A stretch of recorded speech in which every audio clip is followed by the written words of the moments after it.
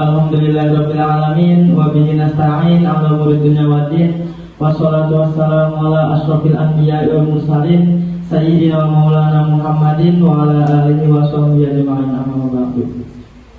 Yang saya hormati kepada pengasuh Majelis Ta'lim Ihya Ulumuddin, yakni Al-Ustaz Abdul Qadir, yang mana semoga diberikan kesehatan dan umur yang panjang oleh Allah Subhanahu wa taala. Amin amin ya rabbal alamin. Yang saya hormati pula kepada pembina Majelis Ta'lim Ihya Ulumuddin, yakni Al-Ustaz Harun Firmansyah, yang mana semoga tetap diberikan kesehatan dan umur yang panjang oleh Allah Subhanahu wa taala. Amin ya rabbal alamin. Yang saya hormati pula kepada seluruh jamaah Majelis Ta'lim Ihya Ulumuddin yang insyaallah dirahmati Allah Subhanahu wa taala. Pertama-tama marilah kita panjatkan puji maha syukur kita kehadirat Allah Subhanahu wa taala yang mana telah memberikan kepada kita beribu-ribu nikmat sehingga kita dapat berkumpul pada kajian malam hari ini. Shalawat maha salam tak lupa pula kita curahkan kepada junjungan kita, baginda Nabi Agung Nabi Muhammad sallallahu alaihi wasallam, yang mana telah membawa kita dari zaman jahiliyah hingga zaman ilmiah seperti sekarang ini. Baik, pada malam ini kita akan mengkaji tentang kitab Ushul Fiqh karangan Syekh Abdurrahman bin Saqaf bin Husain As-Saqaf Al-Alawi.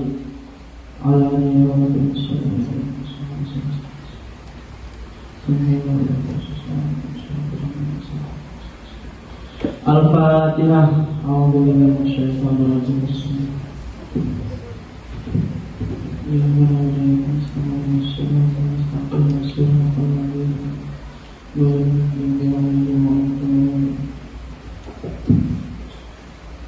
Bismillahirrahmanirrahim. Ad-darsul awalu utawi pelajaran kang kaping awal fil ahkami syar'iyyati ing dalam nerangaken pira-pira hukum syariat. Al ahkamu syar'iyyatu utawi pira-pira hukum syariat iku khamsatun ana 5. Wa hiya utawi khamsah iku al fardu wal haramu lan haram wal mandhubu lan sunnah wal makruhu lan makruh wal mubahu lan mubah. Jadi pada kitab Ushul Fiqh bab yang pertama ini itu menjelaskan tentang beberapa hukum-hukumnya syariat.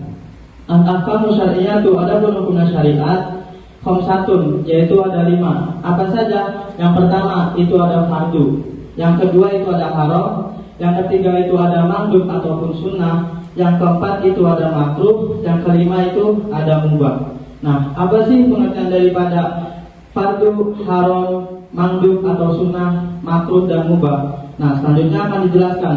Al-fardu utawi fardu huwa ya fardu iku alladzi perkara bisa bukan dan ganjaran kayak ala fi'lihi ing atase alladzi wa yu'aqabu bulan dan siksa ala tarkihi ing atase ninggal alladzi.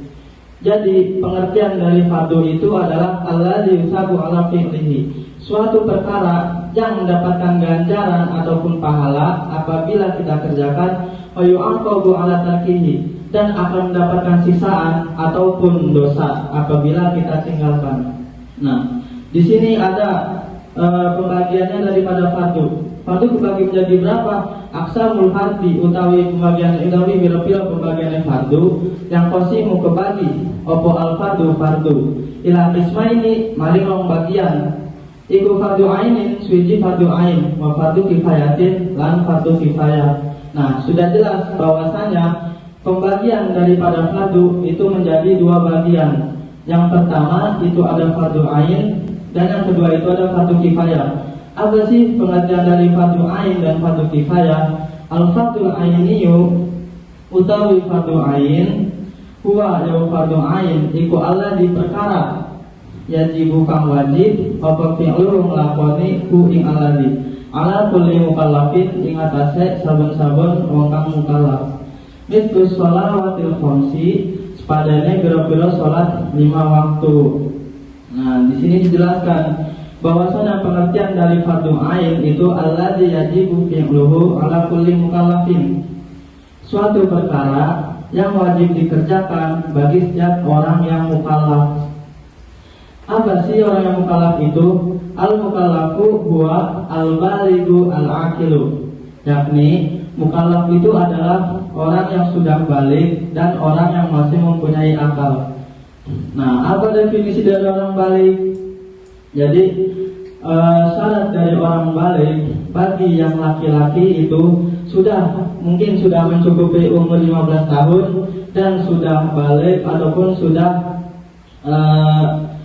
mimpi basah.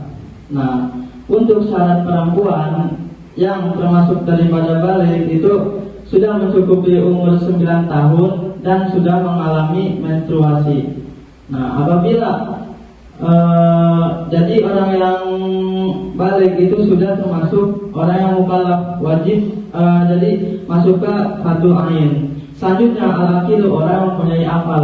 Nah, apa saja? Jadi di orang yang mempunyai akal itu berarti bukan orang yang gila, lupa ataupun tidur. Nah, jadi kalau kita mau terbebas daripada sholat 5 waktu, nggak mau sholat, hidupnya nggak mau sholat, ya jadi orang gila aja. Orang gila itu nggak dikenai hukum mukallaf. Terus selanjutnya kan ada lupa ataupun tidur. Apabila kita meninggalkan sholat 5 waktu dikarenakan lupa ataupun tidur, maka hukumnya itu makfu, dimaafkan. Ya nanti dikodok.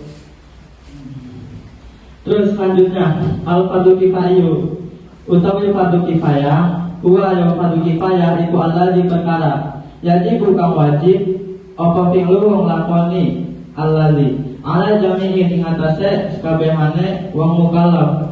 Wa idza fa'alahu lan ing dalem nalikane wis nglakoni hu ing allazi sapa wahidun wong siji minhum kang tetep saking mukallaf maka cukup. Mislu sholati alal mayiti, sepadane sholat mayit. Nah, di sini dijelaskan pengertian dari fardu kifayah itu adalah alladzi yajibu fi'luhu ala jami'in, suatu perkara yang wajib dikerjakan bagi setiap orang yang mukallaf. Nah, ada tetapinya. Wa idza fa'alahu wahidun minhum, dan ketika sudah dikerjakan oleh satu orang darinya, maka hukumnya cukup. Seperti halnya apa? Seperti halnya kita sholat mayit. Nah, apabila ada satu kampung. Nah, dari satu kampung tersebut ada yang meninggal. Nah, maka hukumnya itu fardu kifayah, kita menyolati orang yang meninggal tersebut.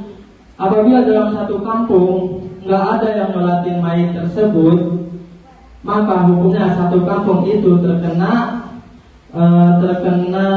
dosa. Nah, apabila dari satu kampung tersebut sudah ada yang menyolati mayit, dan itu satu orang ataupun 2 orang, maka kampung itu dihukumi selamat dari dosa. Ya, ibaratnya itu fardu kifayah itu suatu yang sudah diwakilkan. Nah, selanjutnya al-haramu utawi haram, huwa ya haram iku alladzi perkara yu'aqab bukan den siksa ala fi'lihi ngatasé nglakoni alladzi wa yusabu ala tarkihi lan dengan wa yusabu lan ganjarake ala tarkihi ngatasé ninggal alladzi mislu al-kadhibi sepadane boroh wa akli amwali nasi lan mangan piro-piro atone menungso. Nah, selanjutnya ada pengertian daripada haram. Apa sih pengertian daripada haram? Nah, alladzi yu'aqabu ala fi'lihi, suatu perkara yang akan mendapatkan siksaan ataupun dosa apabila kita kerjakan, wa yusabu ala tarkihi, dan akan mendapatkan ganjaran ataupun pahala apabila kita tinggalkan. Seperti halnya apa? Seperti halnya kita kadzib, artinya bohong. Entah itu bohong kepada guru, orang tua kita, saudara kita, maka itu termasuk daripada haram. Nggak boleh kita bohong. Mending kita kalau ditanya jawabnya yang jujur apa adanya. Selanjutnya wakil amalin nasi, dan makan beberapa harta atau uang yang bukan miliknya. Seperti apa? Seperti orang yang mencuri ataupun ya orang yang mengambil bukan haknya, itu hukumnya haram. Kalau orang korupsi gimana? Jangan korupsi itu hukumnya haram karena bahkan uang yang bukan miliknya.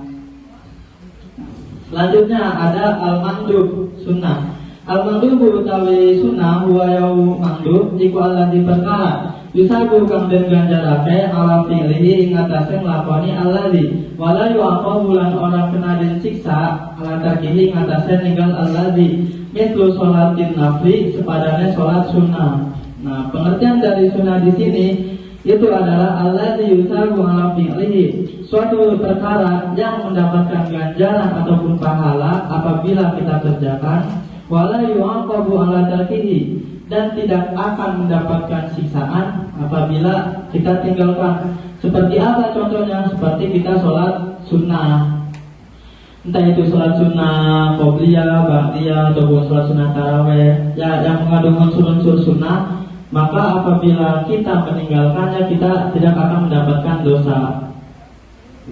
Selanjutnya ada makruh. Al-makruh utawi makruh huwa yau makruh iku alladzi perkara yusabu kang den ganjarake ala tarkihi ing atase ninggal ing alladzi wala yu'aqabu lan ora kena den siksa ala fi'lihi ing atase nglakoni alladzi. Mislu istimali siwaki sepadane nggunakaken siwak lisoimi kaduwe wong kang puasa ba'da zawali ing dalam sawise lingsire srengenge.